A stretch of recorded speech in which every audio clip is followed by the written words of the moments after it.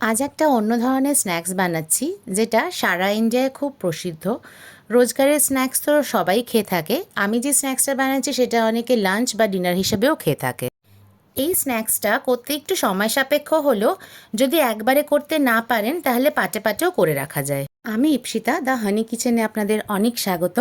আমি আজকে বানাচ্ছি ভাড়া পাও। একদম সিম্পলভাবে বাড়িতে খুব সহজেই বানাতে পারবেন, কম মশলায় কম ঝামেলায়, সেরকমভাবেই বানাচ্ছি। বানিয়ে অবশ্যই জানাবেন যে কেমন লাগলো।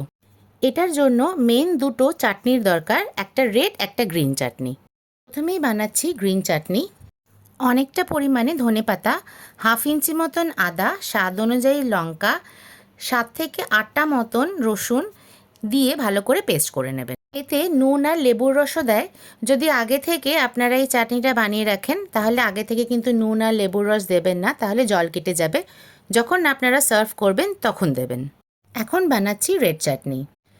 3টে মতন টমেটো আমি এখানে সেদ্ধ করে নিয়েছি, খোসা ছাড়িয়ে মিক্সিতে দিয়ে দেবেন। সাথে দেবেন 2টো কাশ্মীরি লাল লঙ্কা আর 4টে মতন শুকনো লঙ্কা, যেটা আমি প্রায় 1 ঘন্টা আগে গরম জলে ভিজিয়ে রেখেছিলাম। আর দিতে হবে 5টা মতন রসুন। খুব ভালো করে এটা কিন্তু পেস্ট করে নিতে হবে।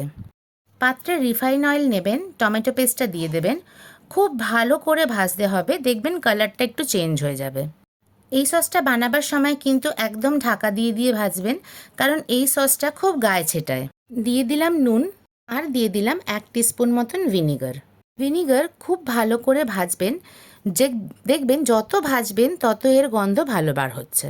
এখন কিন্তু একদমই জল দেবেন না, খুব ভালো করে ভাজবেন যতক্ষণ না পর্যন্ত টমেটোর কাঁচা গন্ধটা বেরিয়ে আসছে আর তেলটা নিজে নিজেই রিলিজ হচ্ছে। দিয়ে দেবেন কয়েক দানা চিনি। চিনিটা কিন্তু এখানে মাস্ট, স্কিপ করবেন না।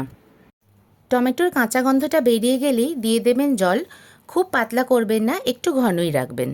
জল দেবার পর আর 2 থেকে 3 মিনিট মতন ভাজবেন, তাহলেই আপনাদের রেডি হয়ে যাবে রেড চাটনি। এটাও আপনারা কিন্তু খুব সহজেই 3 থেকে 4 দিন ফ্রিজে রেখে দিতে পারেন।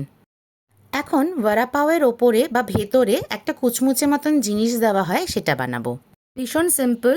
সামান্য বেসন নিয়ে নেবেন, সাথে হলুদ আর নুন দেবেন, আর দেবেন রসুন বাটা বা থেতো। একসাথে দিয়ে একটু পাতলা ব্যাটার মতন বানিয়ে নেবেন, ভালো করে ফেটিয়ে নেবেন। একটু পাতলা করে কিন্তু গুলতে হবে, যাতে আপনাদের হাতে ওটা ফ্লোটিং ব্যাপারটা আসে। একটু বেশি করে তেল নেবেন আর তেলটা একটু গরম রাখবেন। ব্যাটারটা আঙুলে তুলবেন, ঠিক জলের ছিটের মতন করে ছিটের মতন দেবেন। তেলে দিয়ে এটাকে কিন্তু খুব ভালো করে ব্রাউনিশ করে ভাজতে হবে। ঠিক যেমন দেখালাম সেরকমভাবেই ভাজবেন, দেখবেন পুরো ঝুরো ঝুরো ব্যাপারটা হয়ে যাবে। যে কোনো ঝাঁঝরির মতন জিনিস নিয়ে এক্সট্রা তেলটা ছেঁকে তুলে নেবেন। একটু ঠান্ডা হলে হাত দিয়ে একটু ভেঙে গুঁড়ো করে নেবেন। এবার কয়েকটা কাঁচা লঙ্কা এরকমভাবে মাঝখান থেকে চিড়ে নিতে হবে। কড়াইতে দিয়ে কাঁচা লঙ্কার কালারটা সামান্য একটু হোয়াইটিশ হবে ততক্ষণ অবধি ভাজতে হবে। এরকম ধরনের কাঁচা লঙ্কা কিন্তু বড়া পাওতে দেওয়া হয়, আর এটা কিন্তু খেতে খুব ভালো লাগে। এখন লাস্ট আর খুব ইম্পর্ট্যান্ট একটা পার্টে যাব। এখন আমরা বড়া পাওয়ের বড়াটা বানাবো। কিছু আলু সেদ্ধ করে নেবেন, স্ম্যাশার বা হাত দিয়ে স্ম্যাশ করে নেবেন, যাতে কোনো ধরনের লাম্প না থাকে। হামানদিস্তায় লঙ্কা, রসুন আর নুন দিয়ে ভালো করে থেতো করে নেবেন। পাত্রে সাদা তেল দেবেন, তেলটা একটু গরম হয়ে গেলে পরে কালো সর্ষে ফোড়ন দেবেন। কিছু কারি পাতা কুচিয়ে নেবেন, কারি পাতা দিয়ে একটু অপেক্ষা করবেন। কারি পাতাটা কিন্তু আস্তে আস্তে দেবেন না, এখানে কিন্তু কুচোনোটাই ইউজ করবেন। কারি পাতা দিয়ে একটু সামান্য কারি পাতাটা ভাজা হয়ে গেলেই এর মধ্যে দিয়ে দেবেন রসুন আর লঙ্কার পেস্টটা। ভালো করে ভাজতে হবে যতক্ষণ পর্যন্ত কাঁচা গন্ধটা না বেরিয়ে যায়। তারপরেই দিয়ে দেবেন স্ম্যাশ করে রাখা আলু। আলু দিয়ে প্রায় 5 থেকে 7 মিনিট মতন ভাজবেন। দিয়ে দেবেন স্বাদ অনুযায়ী নুন। আবারও প্রায় 2 থেকে 3 মিনিট মতন আপনাদের ভাজতে হবে। দেখবেন ভাজতে ভাজতে আলুর কালারটা সামান্য চেঞ্জ হয়ে গেছে। গ্যাস অফ করে ঠান্ডা করে নেবেন। এবার একটা একদম বেসিক ব্যাটার বানাবো।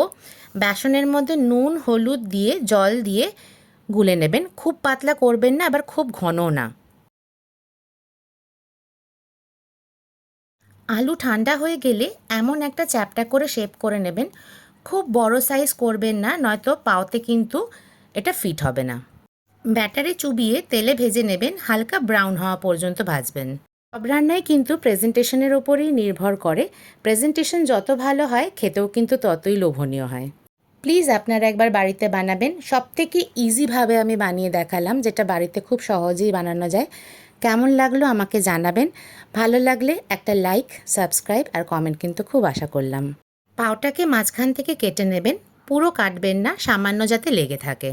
পাওয়ের একদিকে লাগাবেন রেড চাটনি। রেড চাটনির পরিমাণটা বা গ্রিন চাটনির পরিমাণটা আপনারা সম্পূর্ণ আপনাদের হিসাবে বাড়াতে বা কমাতে পারেন। আরেক দিকে লাগিয়ে নিলাম গ্রিন চাটনি। মাঝখানে বড়াটা বসিয়ে দিতে হবে। ইচ্ছা করলে এখানে আবার আপনারা চাটনি ইউজ করতে পারেন। করে দিয়ে দিলাম বেসনের কুচমুচে ঝুড়ো, তার সাথে সাথে ভাজা লঙ্কা। এটা দিয়েই কিন্তু সার্ভ করবেন। বড়া পাও খেতে অসম্ভব ভালো লাগে। সাথে চাইলে পরে আবার চাটনিটা আপনারা আলাদা করেও সার্ভ করতে পারেন।